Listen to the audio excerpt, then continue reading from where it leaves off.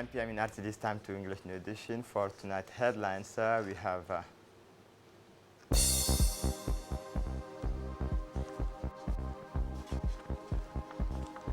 the Minister of Waqf at the People's Palace for the celebrations of Maulud al-Nabi.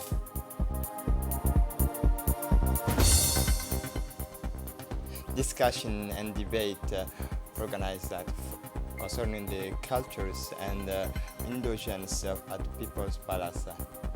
For international scene, Libyan restart the plastic factory. Welcome to our newsroom. For the Minister of Muslim Affairs preside over the ceremony marking the celebration of the birth of Prophet Muhammad, peace and salvation is being upon him. The Minister of Muslim Affairs, Culture and Waqf Property, Mr. Mumin Hassan Barre, presided over a ceremony at the People's Palace on Thursday to mark the celebrations of the birth of Prophet Muhammad, peace and salvation is being upon him. The event reaching colors was attended by the Minister of Labor, Isman Ibrahim Roble, senior officials of the Minister of Muslim Affairs, as well as hundreds of ulema and many anonymous people in an intervention made during this ceremony, which was punctuated by religious and songs performed.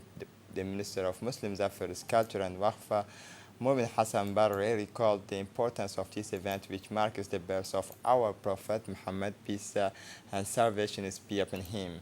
Ladies and gentlemen, our Prophet was an excellent role model for the rich, poor, young, and old rulers, and governed for people of great intelligence as well as for common spirits. He was the bearer of a message of emancipation and the sacralization of life. As it's said many times in the Noble Quran, the Prophet is a blessing for all of humanity, he said in substance. عليك أسكى الصلاة مع الصلاة يا محمد يا طيب الكلام ويا أحمد يا سيد الأنام عليك. The ceremony then saw the opportunity for the authors to present their poems in the national languages, namely Somali and Afar. Then the director of the High Islamic Councils explained the importance of remembering daily the actions and facts of our Prophet.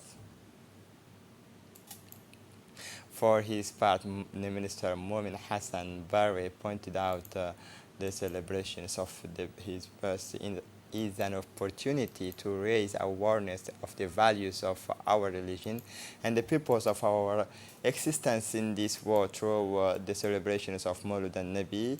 We show our pride in being part of Islamic. He said the Minister of Muslim Affairs also recalled on the ulema to organize was previously the case this religious ceremony through the capital district and the interior region to mark the celebrations of Maulud al-Nabi. Finally, let us recall that the Prophet was born in the years 570 of Gregorian calendar in Arabians, and more precisely in Mecca, where he received the revelations through the angel Gabriel. He was then 40-year-old. It was one of the most anticipated meetings in recent times. Their talk this time was held at the People's Palace this morning with two themes at the heart of the debate, one of which was the place of culture in today's society with Miss Aisha Muhammad Roble. This theme was intended to show the importance of culture and identity vehicle in a world that is becoming homogeneous in a vectors of social question is a filigree of arguments. Madam Aisha, a playwright known to all, shared her knowledge and experience with a plethora of intellectual professors, a large number of students and young academics, but also with the fans of cultural conservatism, culture, and Ms. Aisha Muhammad Roble in front of her audience, for our conscience and our memory are shaped by the works that have accompanied history. By increasing its dimensions, everything that governs as a cultural work, sang, poem, theaters, and is only the constructions of our cultural identity. It reflects the collectively lived feelings of our community of origin, which see a community of destiny, which is called the feeling of living together. She stressed at the end of a series of question and answer sessions took place. This discussion is addressed the cultural dimensions of globalization. This globalization of digital technology is therefore perceived as a globally positioned process. The second part of this debate this time is focused on the indigenous knowledge and African modernity with the eminent intellectual Ali Musa Iye. This reflection is highlighted the knowledge experienced by society as an integral part of its heritage. In other words, indigenous knowledge is based on the need for African integration, that is to make the contents and its knowledge and the rationalities contain its African culture more visible. This indigenous knowledge is an epistemological and cultural energy potential for Africa. This indigenous knowledge already implies by its very formulations in knowledge centered, oriented, encouraged, and cultures like its epistemological capitals as resources for investment. Reflection highlighting that this transition from indigenous knowledge to indigenous development could enable Africa to refocus its epistemological, intellectual, cultural, human, and symbolic capital at the heart of its own historic process, as a process of epistemological reappropriation, and establish and integration models to access development. The purpose of this long-awaited debate was to answer questions centered on why is Africa undeveloped, it is resistance to develop, is condemned to consume ready to where development models or theories can development be imposed from the outside without reference to local values. As part of the programs to promote and protect human rights, Balbala Nef and Balbala Dus Community Management Committee organized an awareness-raising ceremony on the rights of the child and the fight against genital mutilations. This ceremony is organized in close collaboration with the National Unions of Djibouti and UNICEF. This ceremony is an initiative to promote young people's rights, such as obtaining a national identity card and refusing for young girls and fighting drugs. The ceremony was attended by CDC officials, UNFD representative, community leaders, and representative of women's and youth associations. She was supervised by Mr. Hassan Ibrahim Abdallah and Halima Musa, UNFD project coordinators, who remind us that these kinds of awareness raising is regularly organized to improve children's rights, and to do so to children's also to their parents, because the families is the child's first education.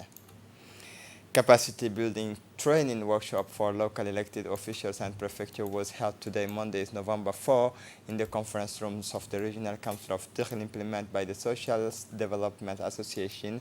Is part of the project development of actions, rehabilitations, conservations to address the effects of climate change in two localities, Ere and the Halu Mulud villages, and the Mulud sub-prefecture is funded by the Global Environmental Facilities microfinance project within the framework that MFA has set itself as the objective of supporting the creation of global environmental benefit and the safeguarding of global environment through community and local solutions that complement and add values to national global action. The workshop was attended by the Deputy Prefect of the region, in this case Mr. Yusuf Ali, the President of the Regional Council, Abdurrahman Yunis Are, the President Ebo Muhammad Ebo, as well as the National Youth Secretary and spokespersons of Dikhl conference and the members of the Regional Assembly. The solemn opening ceremony was marked by three speeches, including that the President of the Dakhil Regional Council, the Deputy Prefect, the Vice President of the Regional Council, and their intervention.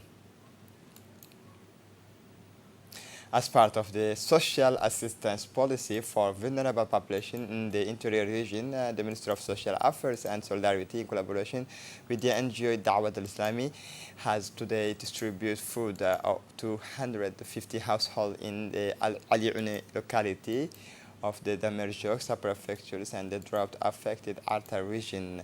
The sub-prefect of Damerjog, Mr. Abdul Shahid Noor Yusuf, took part in this important food distribution ceremony, as did the mass technical advisors, the Minister's Social Affairs Technical Advisor Mahmoud Bile, Mr. Jibah Benwa, the Secretary General of the NGO Dawah al-Islami, Mr. Adan Mumin Adan, as well as the Minister's official.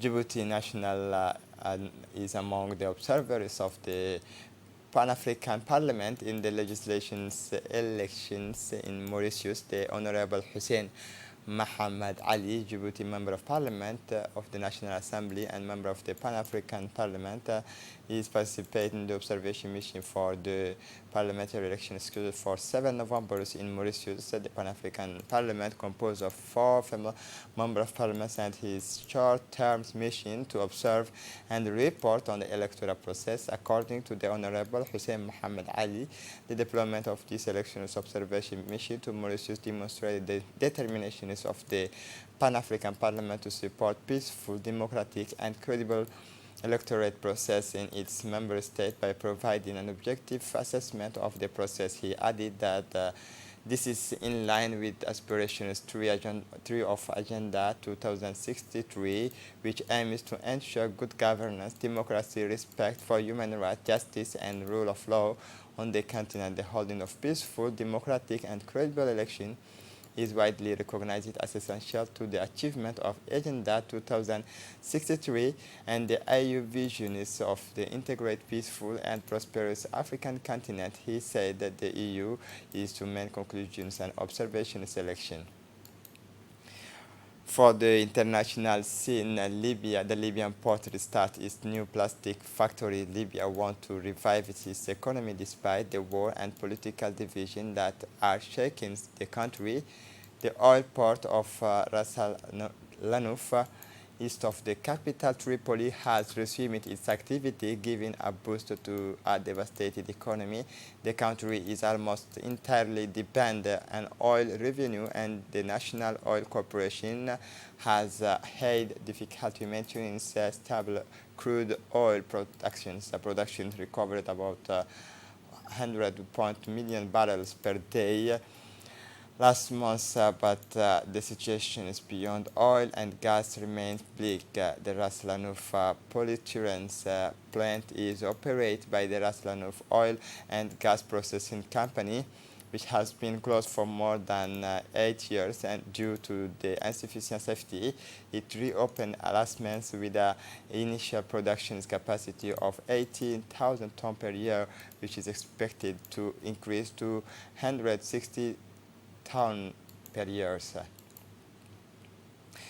The former President Lula da Silva was released after a Supreme Court ruling the days before at 74-year-old Luiz Inácio Lula da Silva, a historical figure of the Brazilian left, is free again more than a year and a half after his imprisonment in Curitiba, South, for corruption. Thousands of activists welcome him, some in tears outside the federal police headquarters, where he was serving as an 8-year and 10-month sentence. I want to continue to fight to improve the lives of the Brazilian people, said Lula, 74-year-old, in the faces of the red tide in the colors of the Workers' Party.